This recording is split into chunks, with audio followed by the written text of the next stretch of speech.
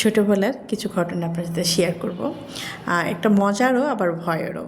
ভয়ের কেন বলতেছি, কারণ আমরা তো জানি মানুষ ছাড়া আরেকটা জাতি আল্লাহ রেখেছে। তো সেই জাতি ছোটোবেলায় অনেকে দেখে বলতে পারে না বা এটার জন্য অনেকে অসুস্থ হয়ে যায়। তো একবার আমি আর আমার ছোটো ভাই বাবার সঙ্গে বাজারে গিয়েছি। তো বাবা বাজার করে দিয়েছে, যেহেতু আধা শহর আধা গ্রাম, এটা 2000 আগের ঘটনা। তো আমরা আসতেছি, আমাদের আমাদের বাসাটা হচ্ছে পুকুর পাড়ের পাশে, মানে মাঝখানে পুকুরের পাশে বাসা, তার পাশে অনেক গাছগাছালি। তো মোটা আইল দিয়ে আমাদের বাসায় আসতে হয়, মেইন রাস্তা থেকে মোটা আইল ধরে বাসায় আসতে হয়। আর সেখানে ইলেকট্রিসিটি নেই, কিন্তু যেদিন আসতেছিলাম সেদিন ছিল পরিপূর্ণ জ্যোৎস্নার আলো, মানে পরিপূর্ণ চাঁদ, স্পষ্ট সব দেখা যাচ্ছে। আর খুব যে রাত তা কিন্তু না।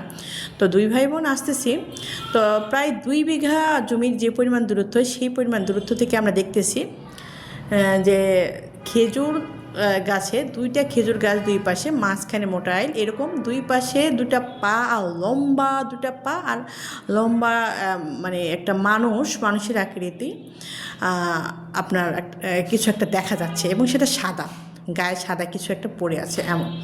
তো আমরা স্পষ্ট দেখতে পাচ্ছি যে 2 পা 2 দিকে, আর মাঝখানে এরকম একটা মানুষ।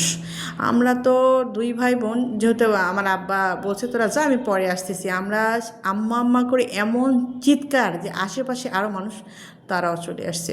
মানে বেজায় ভয় পেয়েছিলাম। তো এতটা ভয় পরবর্তীতে আর কখনোই আমাদের একা ছাড়েনি। যাই হোক, তখন চারপাশে অনেক মানুষ ছিল।